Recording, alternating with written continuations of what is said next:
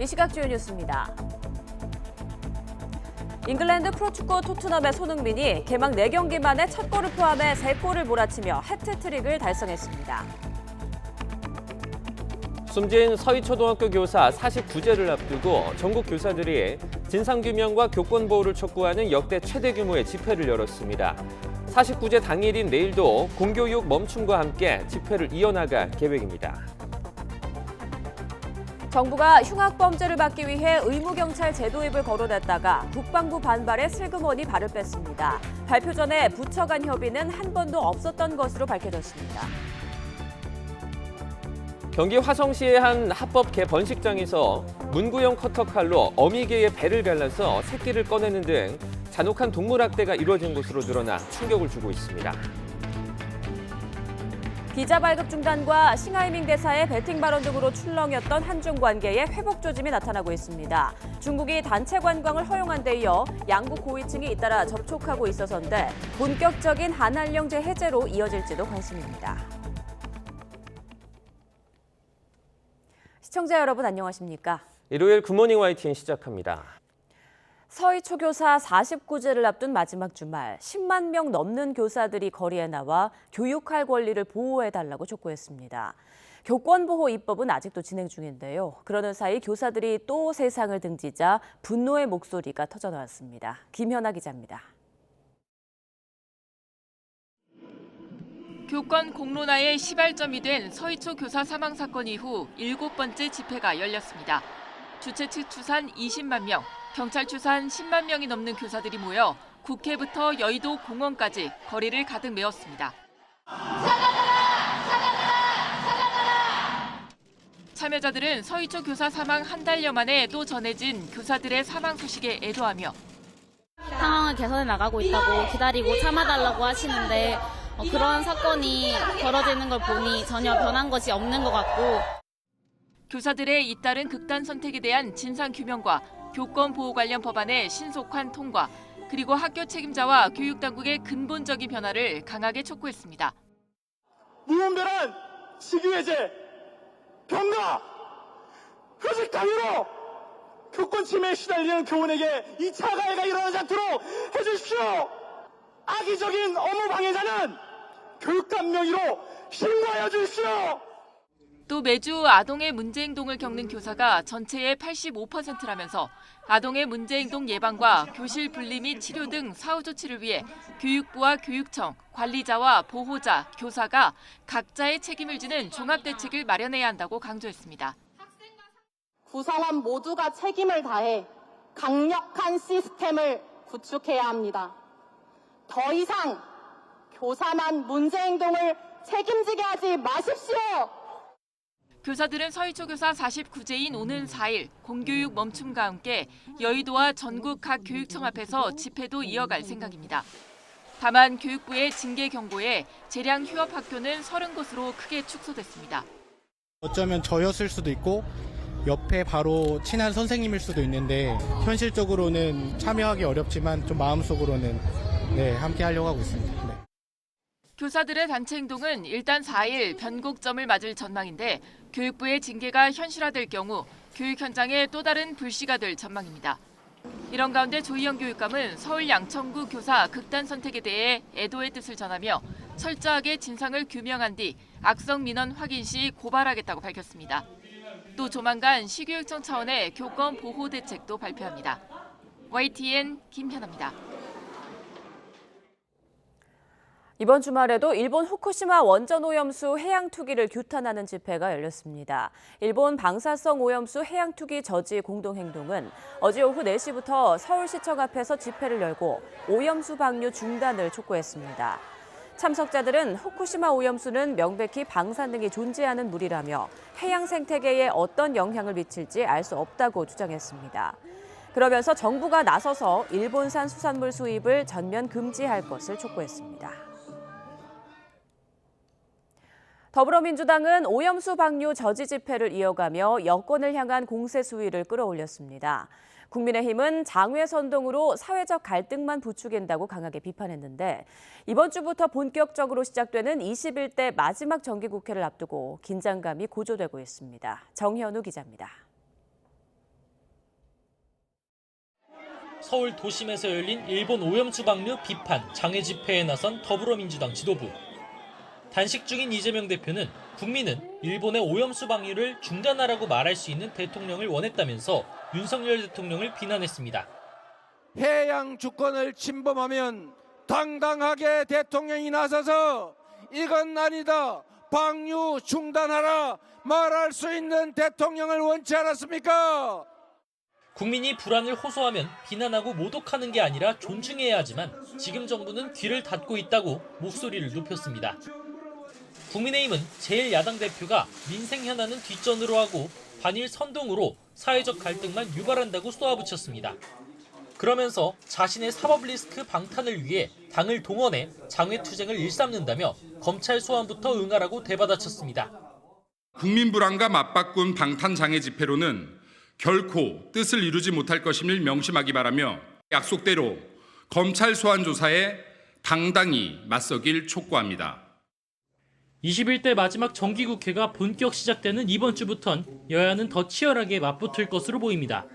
오는 5일부터 8일까지 나흘 동안 대정부 질문을 시작으로 여야 교섭단체 대표 연설, 이어 다음 달 10일부턴 국정감사가 기다리고 있습니다. 원전오염수 방류는 물론 새만금 잼버리 파행, 해병대 수사 외압 의혹, 이동관 방송통신위원장 임명 논란 등 현안이 산더미처럼 쌓여 있습니다. 국민의힘은 국정 뒷받침을 위한 법안부터 처리하면서 대통령 거부권 건의 등으로 야권의 입법 독주를 막아세우겠다는 계획인데 또한 윤석열 정부의 3대 개혁 과제와 규제 개선 법안에 대해서 민주당은 대승적인 차원에서 협력해 주시길 기대합니다. 민주당은 지난 5월 단독 의결로 본회의에 올린 노란봉투법과 방송법 개정안 등을 본회의에서 통과시키겠다고 벼르고 있습니다. 모든 법안을 다 여야 합의로 통과시키기 어려울 수 있다라는 전제입니다.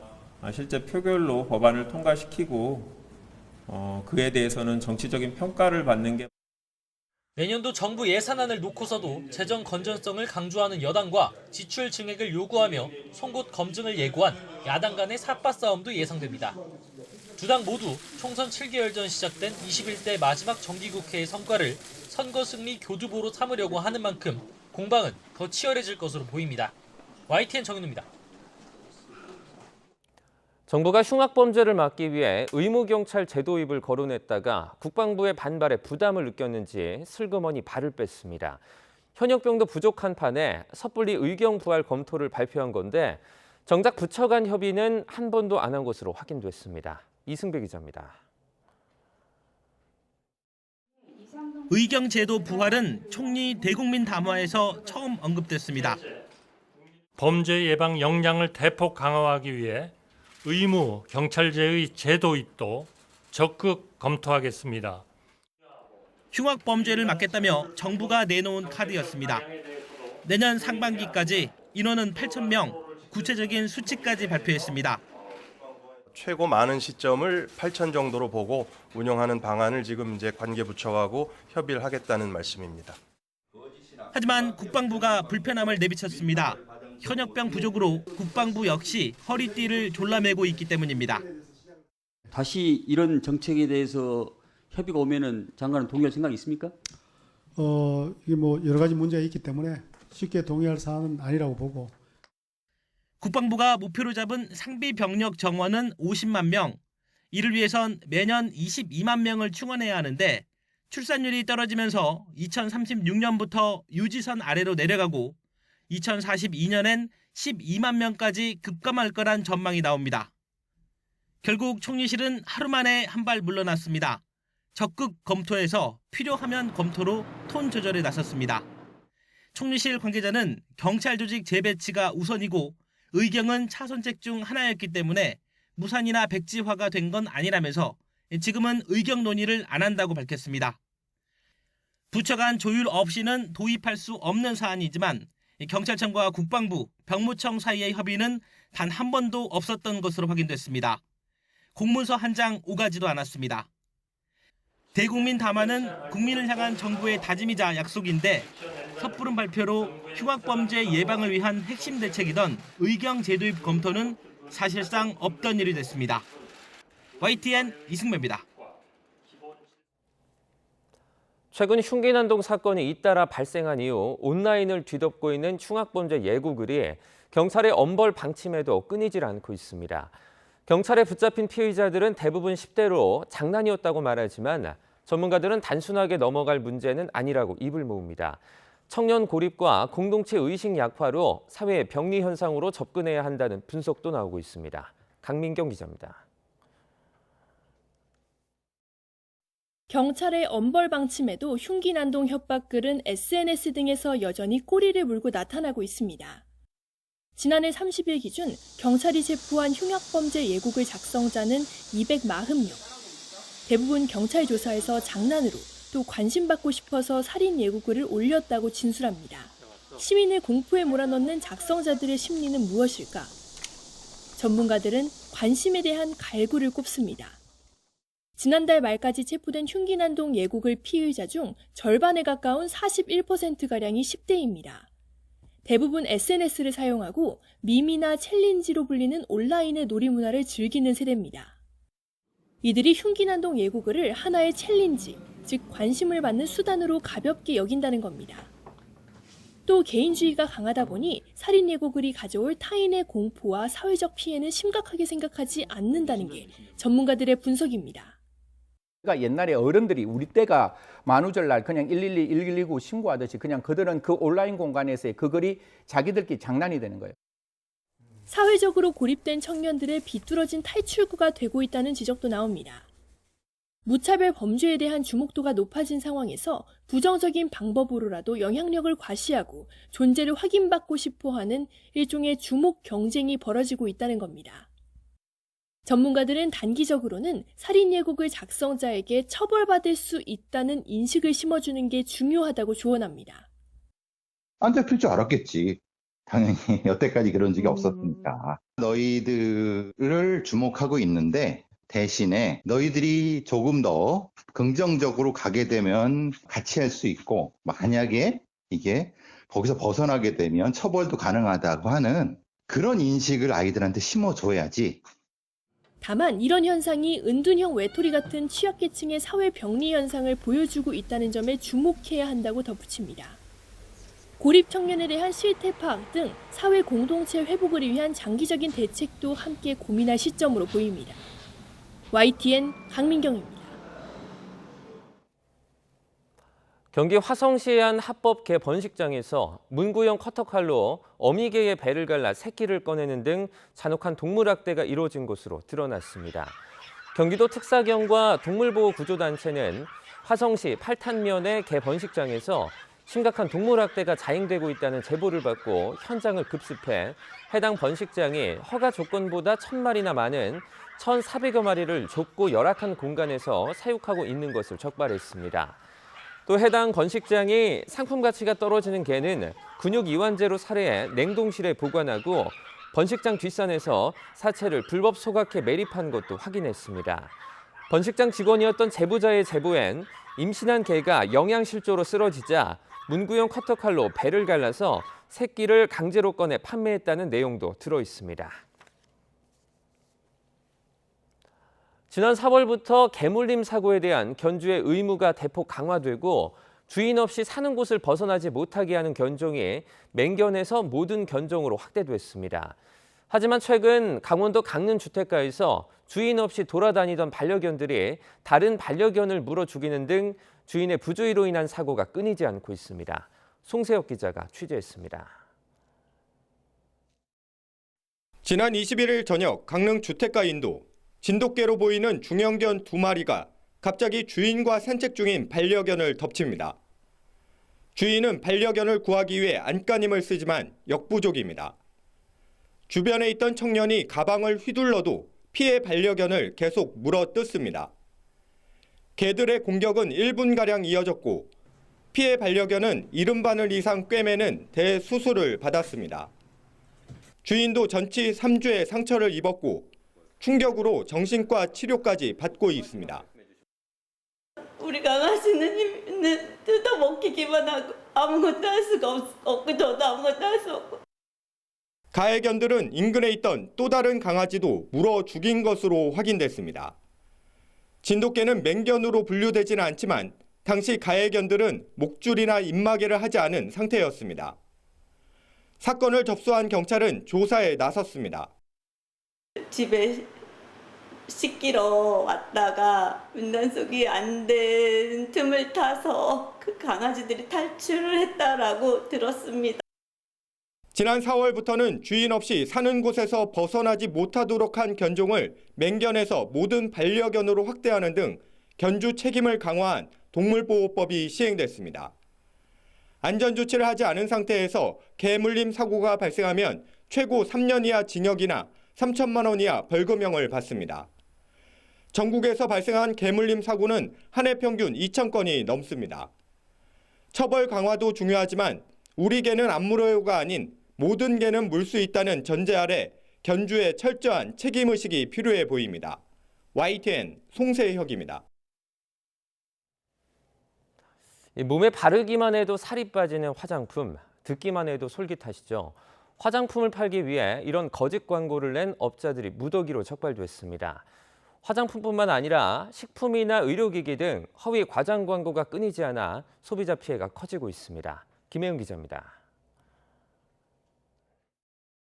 바르기만 하면 살이 빠지는 크림, 체내 독소를 빼줘서 만성 통증을 줄여준다는 화장품, 심지어 바르면 가슴이 커진다는 제품까지 얼마 전까지 온라인에 버젓이 올라있던 화장품 광고들입니다. 식품의약품안전처가 여름철 다이어트 관련 화장품 광고를 집중 단속한 결과 322건 가운데 절반 가까이가 이런 거짓 과장 광고였습니다. 화장품은 인체에 미치는 영향이 적기 때문에 광고에서처럼 다이어트나 미용 시술 같은 효과를 기대하기 어렵습니다. 세포 실험에 근거를 해가지고 그 지방에 영향을 준다고 주장을 하고 있는데요. 체지방이 감소한다든지 체중이 감량된다든지 영구적인 셀룰라이트 제거 등의 효과는 기대하기 어렵다고 보셔야 될 것 같고요. 이런 허위 과장 광고는 화장품뿐 아니라 식품, 의약품, 의료기기 등에서도 끊임없이 활개를 치고 있습니다. 적발될 경우 영업정지나 시정명령 혹은 고발 조치를 당하게 되는데 대부분 솜방망이 처벌이라 이런 광고를 근절하기 어렵다는 지적입니다. 특히 단순 판매자의 경우 이름을 바꾸는 꼼수를 동원하기도 해서 적발돼도 그때뿐인 경우도 많습니다. 불법 행위를 통해서 얻는 이득보다 처벌을 받았을 때 그게 굉장히 강력하다고 느끼면 그런 불법 행위가 억제되는 억지력이 생기거든요. 처벌의 수위를 높이는 부분들은 좀 필요한 것 같거든요. 식약처는 추석 명절을 앞두고 건강기능식품이나 의료기기, 화장품 등 선물용 제품 과대 허위 광고를 집중 단속할 예정입니다. YTN 김혜은입니다. 육군사관학교가 홍범도 장군의 흉상을 학교 밖으로 옮기고 나머지 흉상은 교내 다른 곳으로 이전하기로 했죠. 흉상이 세워졌던 공간은 비워두는 대신 시대별 국난 극복을 상징하는 기념물을 건물 내에 넣는 방안을 추진하고 있지만 이 논란은 수그러들지 않고 있습니다. 김문경 기자가 보도합니다. 육군사관학교 충무관 앞에 설치된 5분의 독립군과 독립투사 흉상입니다. 이 가운데 홍범도 장군 흉상은 학교 밖으로, 김좌진, 이범석 장군 등 나머지 흉상은 교내 다른 곳으로 이전하기로 결정됐습니다. 육사는 흉상이 설치됐던 공간은 비워두고 충무관 각 층마다 시대별 국난 극복사를 담은 전시관을 꾸미는 방안을 검토 중입니다. 흉상이 특정 시기에 집중됐다는 당초 입장에 따른 것입니다. 우리 시대별 어떤 국난 극복이라든가 한미동맹 이런 부분들을 지금 기념하고 학습할 수 있는 공간을 구성해 나갈 것이고, 하지만 홍범도 장군만 육사 밖으로 이전하면서 역사 이념 논란은 수그러들지 않고 있습니다. 대적관을 함양하는 육사에 공산당 전력의 홍 장군 흉상은 논란이 있다는 게 국방부의 설명이지만 홍범도 장군과 관련돼서 공산당 입당 또는 그와 관련된 활동 이런 부분이 지적되고 있어서 홍 장군의 업적을 폄훼하고 독립운동의 역사를 지우려 한다는 지적이 제기됩니다. 대한민국 국군의 뿌리가 독립군이 아니라는 말입니까? 항일 독립운동의 역사를 지우려는 윤석열 정권의 역사 쿠데타입니다. 다른 한편에선 문재인 정권 때 설치했다며 설립 의도를 의심합니다. 왜 문재인 정권 때 대한민국의 육군의 간성을 키우는 육사의 그 설치 행령의 문제라고 저는 생각합니다. 일반인들이 볼 수 있게 하는 것이 더 중요하지 않나 싶습니다. 평소 정치적 중립을 강조해온 국방부는 흉상 이전과 함께 뜻하지 않은 역사 이념 논쟁에 휘말린 모습입니다. 여기에 국방부 현관 앞 홍범도 장군 흉상 이전 여부와 해군 홍범도함 함명 변경 여부까지 겹치면서 곤혹스러운 상황을 맞고 있습니다. YTN 김문경입니다. 여야의 공방도 치열합니다. 이렇게 정권이 바뀔 때마다 반복되는 역사관 논쟁에 대한 우려 섞인 시선도 적지 않습니다. 조성호 기자의 보도입니다. 육군 사관학교 안에 홍범도 장군 흉상이 놓인 건 문재인 정부 때인 지난 2018년 3.1절입니다. 조국을 위해 몸바친 선열들의 숭고한 애국 정신을 군인 정신으로 이어가겠다는 다짐입니다. 참 뜻깊은 일입니다. 그런데 국방부가 불과 5년여 만에 흉상을 옮기기로 한 건 새로 들어선 정권의 생각이 달랐기 때문입니다. 봉오동 전투를 이끈 항일전쟁의 영웅이란 데는 이견이 없지만 소련 공산당원 이력은 육사 정신과 맞지 않는다고 본 겁니다. 투철한 대적관과 국가관, 대적 필승의 군인 정신으로 무장할 수 있도록 정신 전력을 강화해 나갈 것입니다. 정부가 불을 지핀 이른바 역사전쟁에는 공수가 바뀐 여야도 뛰어들었습니다. 왜 문재인 정권 때 대한민국의 육군의 간성을 키우는 육사의 그 설치 행령의 문제라고 저는 생각합니다. 대한민국 국군의 뿌리가 독립군이 아니라는 말입니까? 항일 독립운동의 역사를 지우려는 윤석열 정권의 역사 쿠데타입니다. 문제는 근현대사 해석을 둘러싼 이념 논쟁, 그리고 이로 인한 사회적 갈등이 처음은 아니란 점입니다. 15년 전 이명박 정부 출범 직후 불거진 건국절 논란이 대표적입니다. 저는 오늘 분명히 말하고자 합니다. 대한민국 건국 60년은 성공의 역사였습니다. 일제강점기 임시정부의 정통성보다 해방 뒤 대한민국 건국을 더 중시하는 거냐는 비판이 당시 야권을 중심으로 강하게 제기된 겁니다.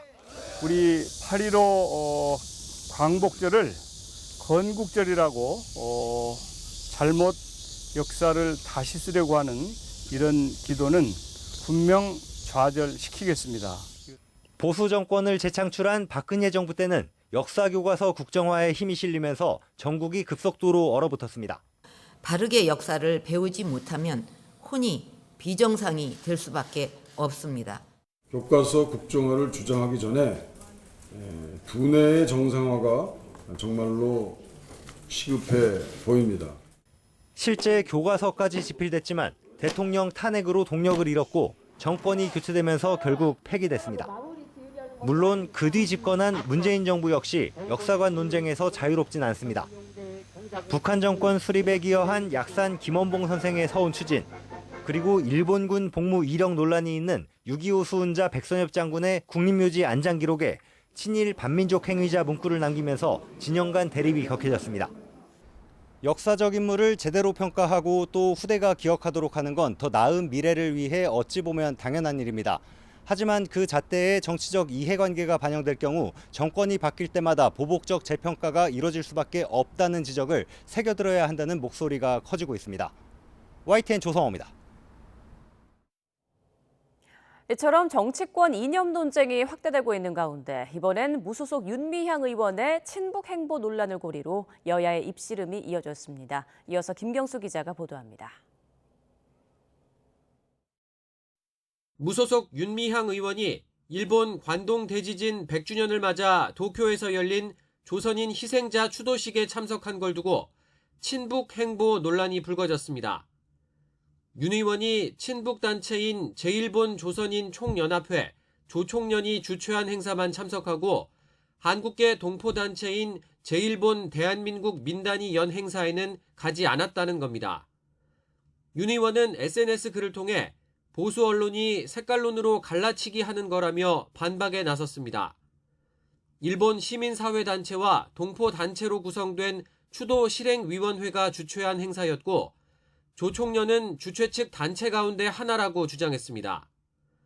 또 민단의 행사에는 애초에 초청받지 못했다고 설명했습니다. 하지만 국민의힘은 노골적인 친북 행보라며 윤 의원의 사퇴를 촉구했습니다. 윤 의원 사례에서 보듯 체제 위협은 현실이라며 대통령 발언을 이념 논쟁으로 몰고 가는 세력 또한 반국가 세력이라고 민주당을 직격했습니다. 대한민국의 체제 위협은 2023년 지금도 진행형이며 그 행위 또한 더욱 노골화되고 있습니다. 이래도 반국가 세력에 대한 경고가 이념 논쟁이고 갈라치기입니까? 과거 윤 의원이 몸담았던 민주당은 윤 의원에 대해선 별다른 입장을 밝히지 않았습니다. 대신 윤석열 대통령이 있지도 않은 적을 만들어 국민을 갈라치고 이념 전쟁에만 몰두한다고 비판했습니다. 있지도 않은 공산 전체주의와 싸우지 말고 진짜 대통령이 해야 할 일에 집중하십시오. 극우 유튜버에 물들어 나라를 어지럽히는 대통령을 바라보는 국민의 인내심에도 한계가 있습니다. 홍범도 장군 흉상 이전을 둘러싼 논쟁도 여전한 가운데 정치권의 이념 공방 전선이 더 넓어지는 모습입니다. YTN 김경수입니다. 비자 발급 중단과 싱하이밍 주한 중국 대사의 배팅 발언 등으로 출렁였던 한중 관계가 회복 조짐을 보이고 있습니다. 중국이 한국 단체 관광을 허용한 데 이어 한중 고위층이 잇따라 접촉하고 있기 때문인데요. 본격적인 한한령 해제로 이어질지도 관심입니다. 신현준 기자입니다. 제주에 도착한 중국 관광객이 줄지어 크루즈 선박에서 내립니다. 지난달 중국이 한국에 대한 단체 관광을 허용하면서 중국 관광객들의 입국이 이어지고 있는 겁니다. 지난 2017년 사드 배치에 대한 보복으로 단체 관광을 금지한 지 6년여 만입니다. 올해 한중 관계는 비자 발급 중단과 윤석열 대통령의 타이완 언급 외신 인터뷰, 싱하이밍 주한 중국 대사의 배팅 발언 등으로 크게 출렁였지만 여름 들면서 회복 신호가 감지되고 있습니다. 중국의 경기 침체와 한미일 협력 강화 등을 염두에 둔 조치로 분석됩니다. 특히 미국이 공급망 재편하고 중국과의 경제관계를 재정하고 있는 이런 상황에서 한국과 일본과 전면적인 갈등을 피하고 최소의 안정적 관계를 유지하고 싶다라는 생각은 있는 것이죠. 여기에는 정부가 꾸준히 한중 관계 개선을 위해 고위급 채널을 가동해온 점도 한몫했습니다. 지난 7월 차관복급 소통에 이어 최근엔 차관을 대표로 하는 경제공동위원회가 3년 만에 대면으로 열렸습니다. 박진 외교부 장관과 왕이 외교부장도 수시로 소통하고 있습니다. 우리 정부는 공급망 문제는 물론 개인과 드라마 같은 문화 콘텐츠 교류 복원과 민감한 지적재산권 문제 등도 언급하고 있습니다. 양국의 교육 투자 확대 동력을 만들어 나갈 것을 언급하고 양 국민 간 우호 정서 심화를 위해 문화 콘텐츠 교류 복원 필요성을 강조했습니다. 전문가들은 올해 안에 한중일 정상회의가 열리게 되면 한중 해빙 무드의 또 다른 기폭제가 될 것으로 내다봤습니다. 한중일 정상회의는 지난 2019년 이후 3년 넘게 열리지 못하고 있는데 이를 논의하기 위한 고위급 실무협의가 이르면 이달 말 서울에서 열릴 전망입니다. YTN 신현주입니다.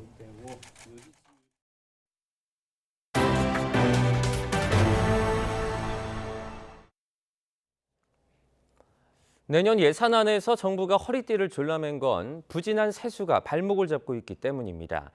올해 세수 펑크가 50조 원에 이를 것이라는 전망이 나오는 가운데 내년에도 세수 가뭄은 이어질 것으로 보입니다. 이승은 기자입니다. SK하이닉스는 2022년도 연결 기준 법인세를 2조 2천억 원 냈습니다. 하지만 올해 상반기 5조 6천억 원 적자가 나면서 지난달 법인세 중간 예납 때는 납세액이 없는 것으로 보입니다. 이처럼 기업 실적 악화로 지난달 법인세 중간 예납 결과가 매우 부진했을 것으로 보입니다. 때문에 지난 7월까지 43조 4천억 원에 이른 지난해 대비 세수 감소폭은 지난달 더 늘어서 연간 결손 규모가 50조에 이를 것이라는 전망이 나옵니다. 세수 가뭄은 내년에도 이어집니다. 정부는 내년 세수는 올해 세입 예산안 대비 33조 원이 감소할 것으로 예상했습니다. 올해 실적을 바탕으로 내는 법인 세수가 27조 원대로 총 감소폭 비중의 80%가 넘습니다. 좋지 않은 세수의 영향이 내년에도 영향을 미친다. 그래서 이렇게 적자가 늘어나는 것을 그냥 방치할 수 없기 때문에 그 속도를 대폭 제어하기 위해서 내년에 지출 증가율을 역대 최저 수준인 2.8%로 허리를 바짝 졸라 매는. 내년 세수 전망은 올해 9월에서 10월부터 수출이 본격적으로 회복될 것이라는 전망에서 짠 건데 문제는 중국 경제 부진으로 그 시점이 더 늦춰질 수 있다는 점입니다.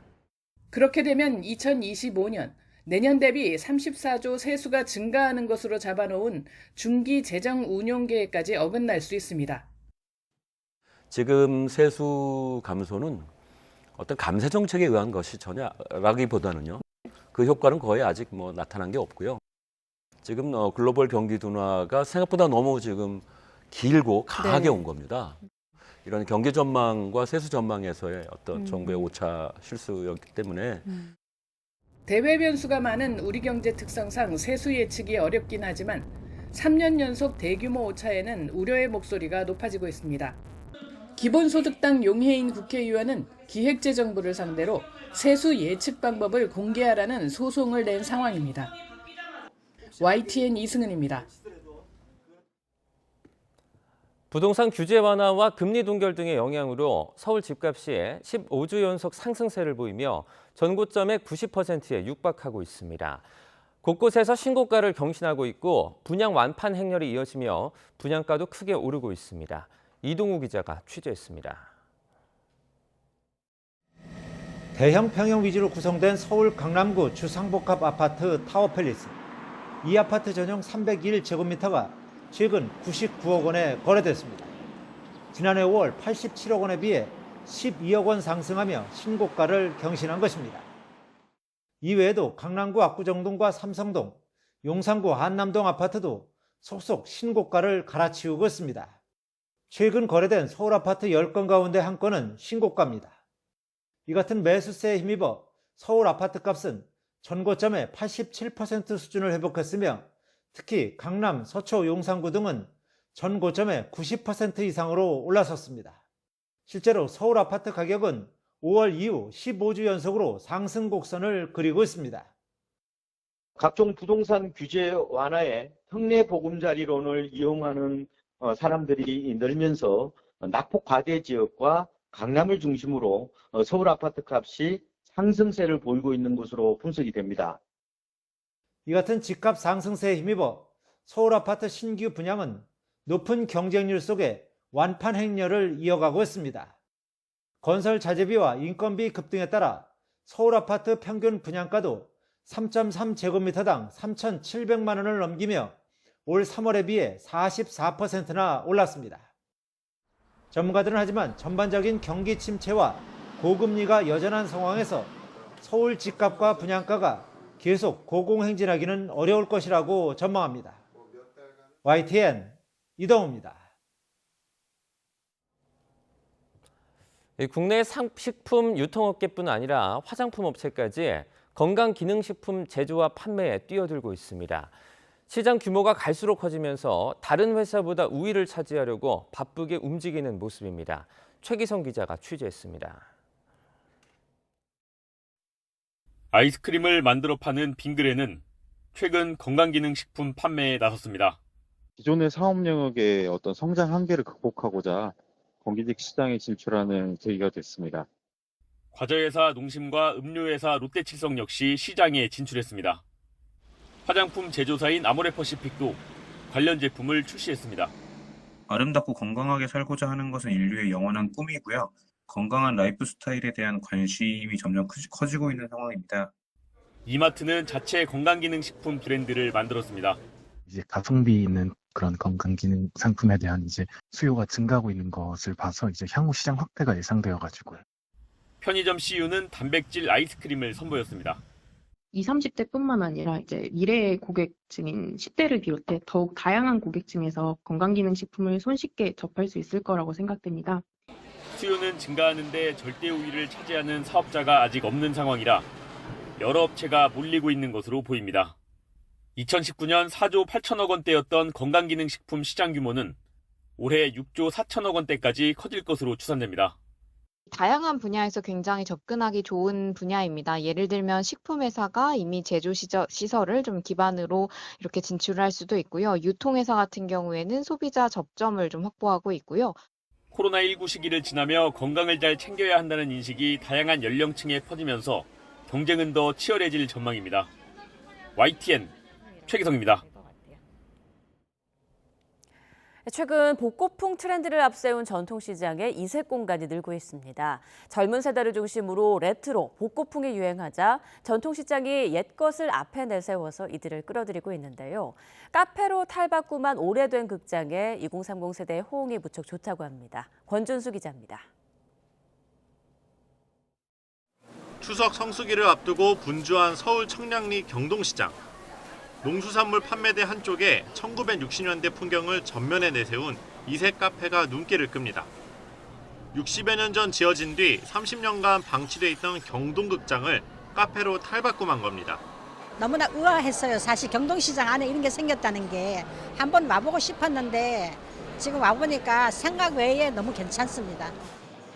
과거 영화관의 드넓은 공간을 활용한 카페는 내부 조형물도 분위기도 색다릅니다. 전통시장을 처음 찾은 2030 세대는 신기하고 재밌다는 반응입니다. 재래시장 안에 있는 거여서 현대와 옛날 시장의 모습이 같이 있는 게 조금 낯설게 느껴졌는데 어떻게 보면 되게 조화로워서 마음에 들게 된 것 같아요. 카페 입구 쪽에는 오래된 물건이 잔뜩 쌓여있는 복합문화 공간도 마련돼 있습니다. 옛날 흑백 TV부터 오락실 고전 게임까지 세대를 아우를 수 있는 물건에 어르신도 청년들도 시간 가는 줄을 모릅니다. 옛날은 이제 극장에 옛날 그 극장 와본 기억이 나고 그런. 저희 아버지랑 어머니랑 모시고 오면 너무 좋겠다 싶어가지고 오늘 이제 겸사겸사 시장 온 김에 그래서 왔는데 아버지가 너무 좋아하셔가지고. 복고 감성을 쫓는 이 공간은 지난해 12월 침체한 전통시장을 살리자는 기획 아래 마련됐습니다. 주말에만 2~3천 명이 이곳을 찾다 보니 상인들의 기대도 커졌습니다. 초반에는 그냥 커피 마시고 그냥 가는 분위기였는데 요즘은 그래도 시장도 둘러보시고 그렇게 판매도 저희도 할 수 있고 더 좋아진 것 같습니다. 옛것을 낡음으로 치부하는 대신 지역사회와 상생을 꾀하는 시도가 이어지면서 전통시장이 새로운 공간으로 탈바꿈하고 있습니다. YTN 권준수입니다.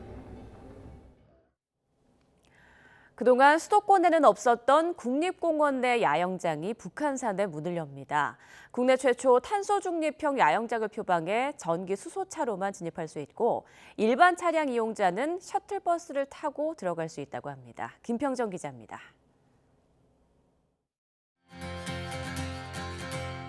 푸르고 울창한 숲풀 사이에 캠핑 시설이 조성돼 있습니다. 북한산 국립공원 한가운데 마련된 사기막 야영장입니다. 설악산과 지리산 등 다른 국립공원에는 이미 20곳 넘게 야영장이 운영되고 있지만 수도권에 생긴 건 이번이 처음입니다. 직접 텐트를 가져와도 되고 야영장에 설치된 시설을 이용해도 됩니다. 싱크대와 냉장고, 전기밥솥이 있어 음식 조리가 가능하고 에어컨과 화장실까지 완비된 시설도 있고 큰 텐트 느낌으로 야영하는 분위기를 조금 더 낼 수 있는 시설도 있습니다. 야영장에서는 산불 우려로 숯불은 사용할 수 없습니다. 대신 무료로 대여할 수 있는 이 전기 그릴로 고기를 구워 먹을 수 있습니다.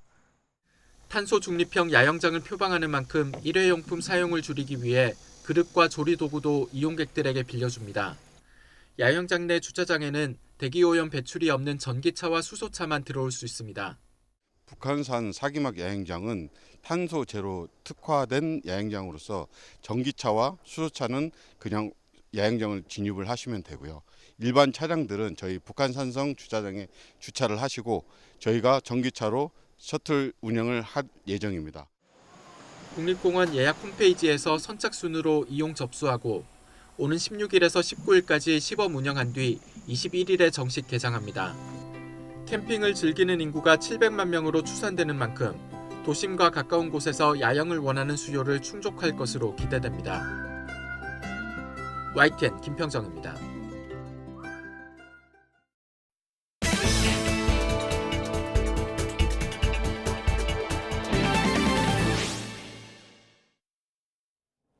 지난주 인도의 달 탐사선이 인류 최초로 달 남극에 착륙하는 데 성공했는데요.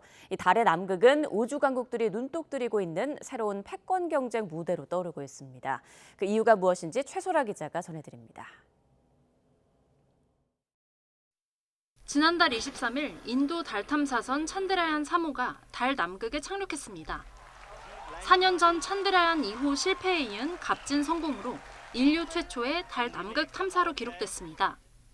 러시아도 비슷한 시기에 루나 25호를 달 남극에 착륙시킬 계획이었지만 지난달 20일 탐사선이 달에 추락하며 실패했습니다. 중국은 내년 창어 6호와 7호를 달의 남극에 보낼 예정이고 미국은 내후년 달의 남극에 사람을 보내겠다고 선언했습니다. 이처럼 전 세계가 달 남극 탐사에 열을 올리는 이유는 무엇일까? 먼저 달의 극지방은 적도보다 태양빛을 덜 받기 때문에 물이 잘 보존돼 있을 것으로 기대됩니다. 달 남극의 물은 유인 달 탐사 시 생수로 활용될 수도 있고 식물을 재배하는 데 쓰일 수도 있습니다. 달을 전초 기주로 더 깊은 우주를 탐사할 때 로켓의 연료를 제조하는 데도 유용합니다. Because of that, there is a potential to have more scientific content in terms of retention of water below the subsurface and also elemental composition and other activities, which is an electrical activity on surface of the moon, to be more dominant there than what it is there at the equator. 이 밖에도 달 남극의 분화구 속에는 희귀 금속이 풍부하다는 기대도 나옵니다. 초전도체 등을 만드는 데 쓰이는 이트륨, 디스플레이나 항공 부품의 원료인 스칸듐이 다량 존재할 것이라는 전망입니다. 특히 달 전체에 걸쳐 핵융합 발전의 핵심 원료인 헬륨3가 매장돼 있다는 연구 결과도 나왔습니다. 추정 매장량은 110만 톤인데 핵융합 원료로 쓰인다면 70억 명이 만 년간 쓸 분량의 전기를 얻을 수 있습니다. 헬륨3가 이제 지구엔 별로 없는데 달은 계속해서 쌓이고 이제 활용할 수 있기 때문에 이 자원 문제가 매우 복잡해질 것으로 알고 있습니다. 그래서 현재는 분쟁 가능성은 있는데 분쟁에 대한 어떠한 그 법적인 거는 마련돼 있지 않다. 앞서 1979년 우주 자원을 개별 국가 소유가 아닌 인류 공동 유산으로 하는 달 조약이 제정됐지만 미국과 중국, 러시아 등 우주 강국들이 조약에 참여하지 않아 실질적 효력은 없는 것과 마찬가지입니다. 본격적인 신호탄이 쏘아 올려진 달 자원 개발 경쟁. 보이지 않는 선점의 깃발을 누가 먼저 꽂을지 관심이 커지고 있습니다. YTN 사이언스 최소라입니다.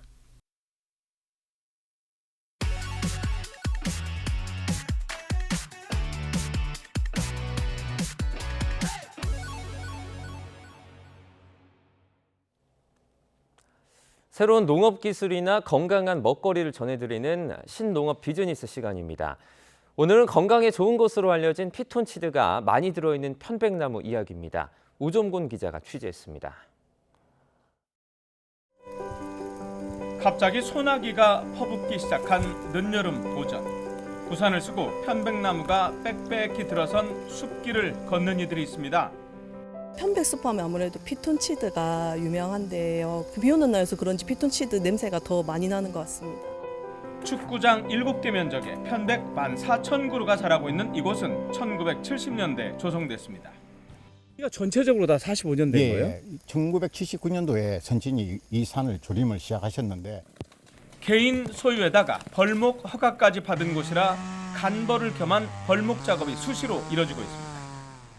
네, 벌목을 마친 편백나무를 가지고 곧바로 수액과 오일을 추출하는 작업이 진행되는데요. 저희가 보통 좋다고 알고 있는 피톤치드는 바로 그 오일 안쪽에 들어있다고 합니다. 오일 추출은 장작처럼 잘게 자른 편백나무를 통 속에 넣고 열을 가해서 수증기로 찌는 방식으로 이뤄집니다. 피톤치드가 희발성 유기화합물이기 때문에 시간이 지나면 곧바로 정발이 됩니다. 다양한 성분을 다 채취하기 위해서는 빠른 시간 안에 작업하는 게 제일 중요합니다. 연구 결과 이 편백 오일에는 일반 소나무에 비해서 피톤치드 함량이 5배가량 많았고 80여 가지 항염, 항균 물질이 90% 이상 들어있었습니다. 이 오일을 활용해서는 치약과 샴푸, 목욕 비누, 선크림, 탈취제 등을 만들고 있습니다. 농식품 벤처 창업 육성 기업을 매해 370개 가량 육성하고 있는데요. 그중에서 이곳은 편백에서 추출된 오일을 활용해서 기능성 제품을 만드는 곳입니다. 현재 일부 시설 개선 작업이 진행되고 있는 45년 된 편백숲. 아토피 등 피부 질환자와 피톤치드 체험을 원하는 사람들에게 치유와 힐링 공간으로도 무료로 제공되고 있는데 앞으로는 더 확대할 예정입니다. YTN 오정권입니다. 외국 뮤지컬이 대부분을 차지했던 과거와 달리 이제는 우리 작품이 시장을 지배하고 있습니다. 창작은 물론 외국에서 들여온 라이센스 뮤지컬도 한국을 거치면 완성도가 높아진다고 평가할 정도인데요. 신웅진 기자의 보도입니다. 조선 말기 열강들의 틈새에서 조국의 독립을 꿈꿨던 혁명가 김옥균의 삶을 다룬 작품입니다. 연극적이면서 행위 예술적 요소가 많아 흔히 생각하는 뮤지컬 같지 않습니다. 하지만 그런 점이 팬들의 사랑을 받으며 올해 3번째 시즌을 맡고 있습니다. 그 독특함과 유니크함 때문에 한번 보신 관객들은 이 작품은 참 특이한 작품이구나, 다른 작품이구나라는 그런 매력에 빠져서 이 작품만을 또 이렇게 선호하시고 많이 봐주시고 그런 작품이 된 것 같습니다. 소재나 배경을 꼭 한국에서 찾을 필요도 없습니다. 멕시코의 화가이자 혁명가였던 프리다 칼로의 일생을 그린 이 뮤지컬은 순수한 우리 창작품입니다.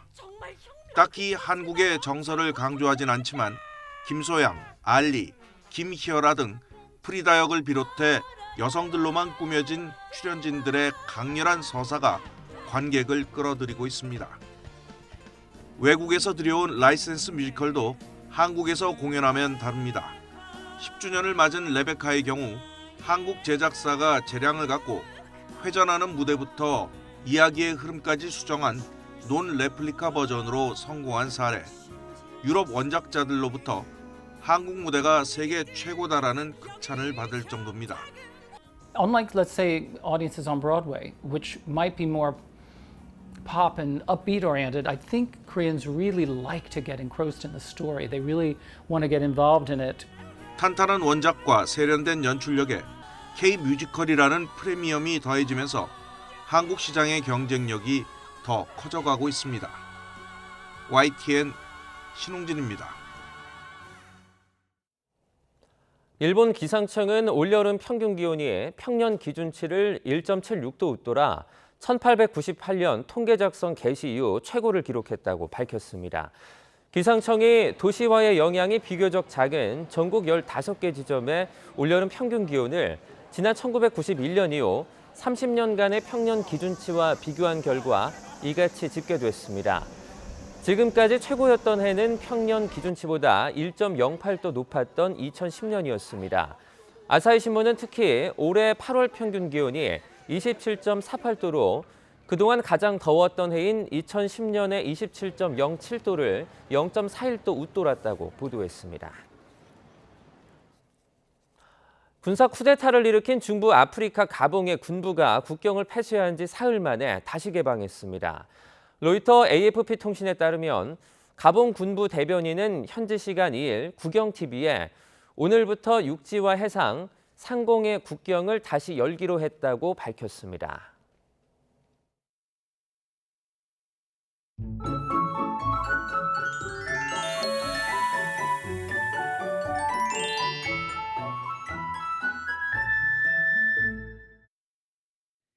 현재 수도권과 경남 일부에 비가 오고 있습니다. 오늘 대부분 지방에 비가 조금 오겠는데요. 대부분 5에서 40mm가 예상되고 돌풍과 벼락을 동반하면서 갑자기 강하게 쏟아질 수 있겠습니다. 오전까지는 소강 상태를 보이는 곳이 많겠고요. 수도권과 영서, 충청은 밤까지 비가 오락가락할 것으로 보입니다. 현재 기온은 서울이 23.7도, 청주가 24.2도고요. 낮에는 늦더위가 계속됩니다. 서울과 춘천이 30도, 청주와 대전 31도까지 오를 것으로 보입니다. 날씨였습니다. 굿모닝 YTN 1부 마칩니다. 잠시 뒤 5시 50분 2부에서 뵙겠습니다.